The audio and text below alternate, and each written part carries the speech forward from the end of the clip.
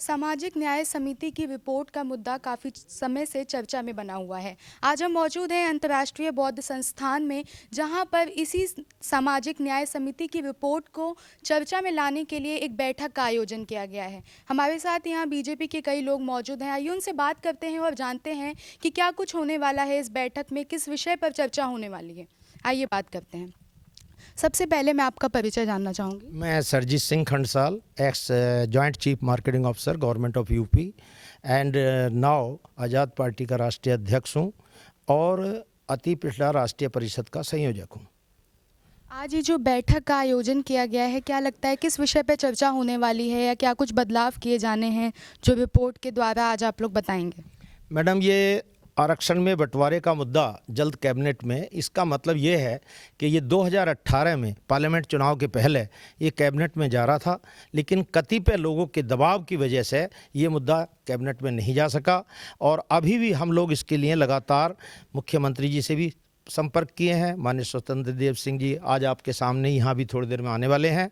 और इस कैबिनेट में जाने का मतलब ये था कि ये जो 27% आरक्षण है, कुछ जो पिछड़ों में भी, जो पिछड़ों में अगड़े हैं, 2-3 जातियां हैं, तो वो सारा आरक्षण खा जा रही हैं 27%, लेकिन उसमें जो अति पिछड़े, अत्यंत पिछड़े हैं, उनको कुछ भी नहीं मिला। इसलिए वर्गीकरण की बात है कि इनको दिया है 7%, 27% जो पिछड़े वर्ग, और अति पिछड़े को 11%, अत्यंत पिछड़े को 9%। और हम इसी रेशो में, जैसा SC ST को MLA MP में दिया गया रिजर्वेशन, इसी रेशो में सबको MLA MP में, नगर महापालिका में भी रिजर्वेशन चाहते हैं।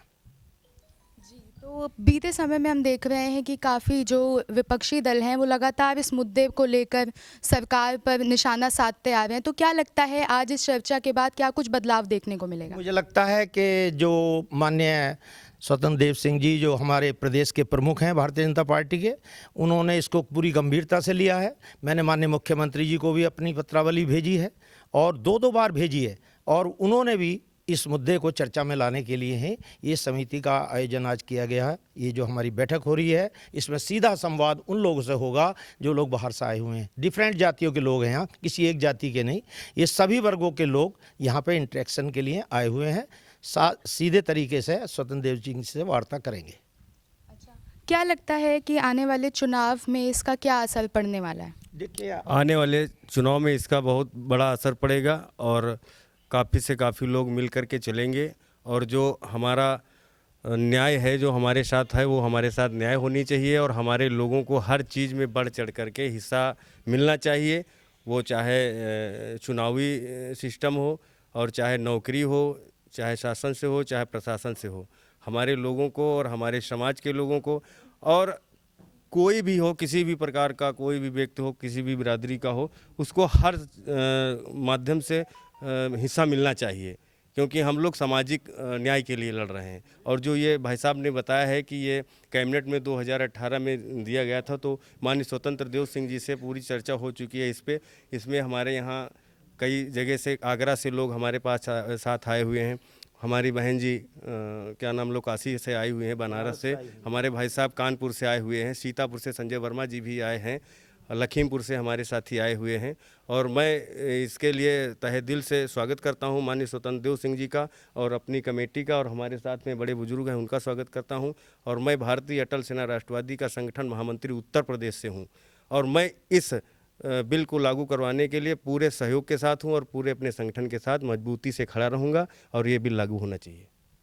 क्या लगता है कि आज की बैठक के बाद ये बिल कब तक लागू हो पाएगा? चुनाव से पहले ही, या और कुछ तैयारियां हैं जो होनी है? इस विषय पे चर्चा हो रहा है कि सामाजिक न्याय समिति के माध्यम से पिछड़ा वर्ग, अति पिछड़ा वर्ग, अत्यंत पिछड़ा वर्ग, इसकी रिपोर्ट को लागू चुनाव से पहले किया जाना अनिवार्य है, ताकि हम भारतीय जनता पार्टी को एक भारी बहुमत के साथ में 402 कमल के फूल के साथ में महाराज जी को, योगी आदित्यनाथ जी को दोबारा से हम मुख्यमंत्री की कुर्सी पर आसीन कर सकें, ताकि एक भारत गणराज्य होने के नाते, लोकतंत्र होने के नाते, समान व्यवस्था जिस भी देश में, जिस प्रदेश में समान व्यवस्था लागू है और होनी चाहिए, लोकतंत्र, डेमोक्रेसी होने के नाते 1947 से लेकर के अभी तक इसका अति पिछड़े और अत्यंत पिछड़ों का शोषण होता आ रहा है। अब ये शोषण सीमा से परे हो चुका है। इसको हम चाहते हैं कि हमारी पार्टी भारतीय जनता पार्टी, हमारे माननीय अध्यक्ष श्री स्वतंत्र देव जी, हृदय सम्राट, अति पिछड़े पिछड़ों के हृदय सम्राट से हमने चर्चा की। उन्होंने समय दिया और एक बैठक का, संवाद का आयोजन किया गया यहाँ पे, और उन्होंने पूर्ण विश्वास दिलाया, अति पिछड़े अत्यंत पिछड़ों को पूर्ण विश्वास दिलाया कि जब सभी के लिए न्याय है, भारतीय जनता पार्टी किसी एक विशेष जाति की या परिवार की पार्टी नहीं है। ये समस्त धर्मों की, समस्त समाज की पार्टी है। न्याय न्याय के तौर पर होगा, तराजू तौल करके होगा। यही हम आशा करते हैं कि इसको जो है जल्द से जल्द चुनाव से पहले लागू किया जाना अनिवार्य है, ताकि हम अपने अति पिछड़े और अत्यंत पिछड़े वर्ग को न्याय मिल सके। और साथ ही साथ हम ये चाहेंगे कि 2021 के अंदर विधानसभा में एक ऐसा अध्यादेश लाया जाए जिससे कि अति पिछड़े अत्यंत पिछड़ों का जो शोषण हो रहा है, जैसे SC ST के लिए 376 धारा है, इसी के साथ 376 ये बन सकता है, और सख्ती के साथ में धारा भी, अध्यादेश भी पास होना चाहिए, कानून बनना चाहिए, और सख्ती के साथ में इसको जो है लागू भी करना चाहिए। तो यहाँ पर पता चल रहा है कि ये जो बैठक होने वाली है, इसका मुद्दा है पिछड़े वर्ग के आरक्षण का बंटवारा।